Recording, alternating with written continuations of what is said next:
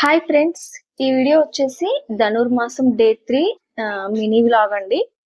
And ఈ రోజు నేను లేసి ముగ్గేసే వరకు మా ఇంట్లో ఉన్న కోడి పిల్లని చేసిందని మామయ్య అయితే కోళ్ళ గంపని అయితే దింపాడండి. సో తీరా చూసేసరికి గంప నిండా మొత్తం కోడిపోయినాయి అనమాట. ఆ కోడిపోయిన తాకిడి తట్టుకోలేక ఒక 2 పిల్లలు అయితే చనిపోయాయండి. సో ఇంకొకటి వచ్చి ఎప్పుడెప్పుడు బయటకు వద్దామా అని చూస్తున్నది అనమాట లోపల నుంచి. సో అనుకోకుండా మా మామయ్య అయితే ఆ కోడి గుడ్డునైతే గిల్లేసాడు అనమాట. కానీ గుడ్డు లోపల నుంచి దానంతటా అది బయటికి పొడుచుకొని వచ్చినప్పుడే దానికి ఈ బయట వాతావరణాన్ని తట్టుకునే శక్తి సామర్థ్యాలే ఉంటాయి కదండి. సో చూడాలి ఏమవుద్ది. సో ఇదే ఫ్రెండ్స్ మా మామయ్య గిల్లింది అయితే.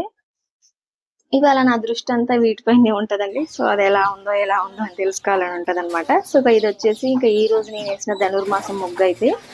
అండ్ కొద్దిసేపు అయినాక చూసేసరికి ఇది చూడండి. సో తేమంతా ఆరిపోయి ఎలా అయింది. అండ్ ఇదే కాకుండా ఇంకొక గుడ్లో కూడా కోడిపిల్ల ఉందండి. అది కూడా చిన్న చిన్నగా ముక్కుతో బయటికి పొడుస్తుంది. కాకపోతే మొత్తం కోడిపోయిన ఉంది కదా, ఆ కోడిపోయిన వల్ల అది కూడా సక్సెస్ అవ్వలేకపోయిందండి. ఇక మా అక్క వాళ్ళు ఇక్కడే ఉండడం వల్ల పని అయితే కొంచెం తొందరగానే తీరిందండి. ఈ తర్వాత నేను బాగా చేసి వచ్చేసి ఆ దీపం పెట్టుకొని రామకోట అయితే రాసుకుంటున్నాను అనమాట. శ్రీరామ శ్రీరామ శ్రీరామ శ్రీరామ శ్రీరామ శ్రీరామ శ్రీరామ శ్రీరామ పూజ కంప్లీట్ అయింది కదా ఫ్రెండ్స్.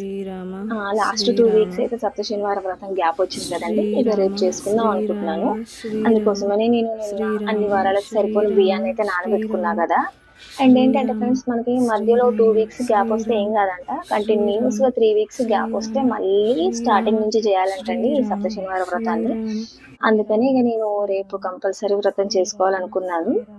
అండ్ ఇక నిన్న నానబోసిన బియ్యాన్ని అయితే ఆరబెట్టుకున్నాను. అండ్ అలాగే దూదులో నుంచి గింజలు కూడా ఏర్ చేసి పెట్టుకున్నాను కదా. సో ఇక వాటన్నిటిని ఈ రోజు యజ్ఞోపవీతాలని వస్త్రాలని చేయడం, పిండి పట్టుకోవడం పనులు అయితే ఈ రోజు ఉన్నాయండి. అండ్ ఇంకొకటి వచ్చేసి ఏంటంటే ఈ రోజు అత్తమ్మని హాస్పిటల్ చెకప్ అయితే తీసుకెళ్తున్నారనమాట. ఈ రోజు కట్టు మార్చేది ఉందన్నమాట. సో నేను అనుకున్నాను అత్తమ్మ వాళ్ళ హాస్పిటల్కి వెళ్ళారు, చిన్నగాడు కూడా పడుకున్నారు కదా, ఇంట్లో పని కూడా ఏం లేదు, సో ఏమన్నా అక్క చూసుకుంటారు కదా, సో మనం ఈ పనులన్నీ చేసుకుందాం అనుకున్నాను.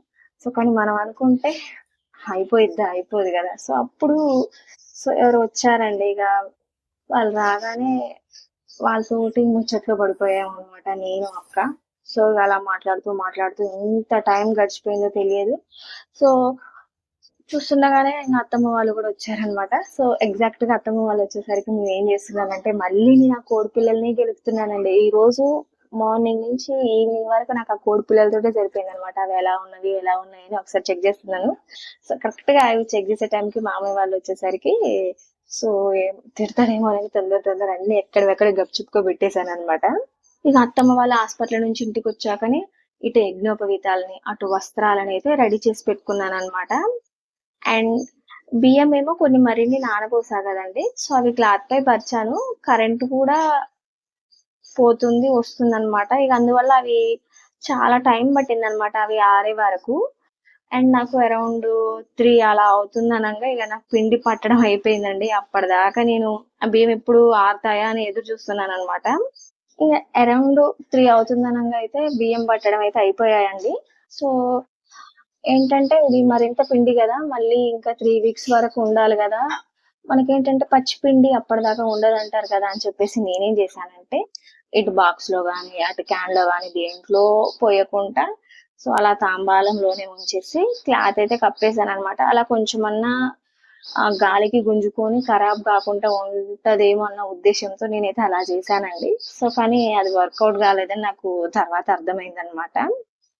ఈ వీడియో అయితే ఇంతే ఫ్రెండ్స్, చిన్న వీడియో కనుక నచ్చితే తప్పకుండా లైక్ చేయండి. Okay friends, by by. Next వీడియోలో మళ్ళీ కలుద్దాం.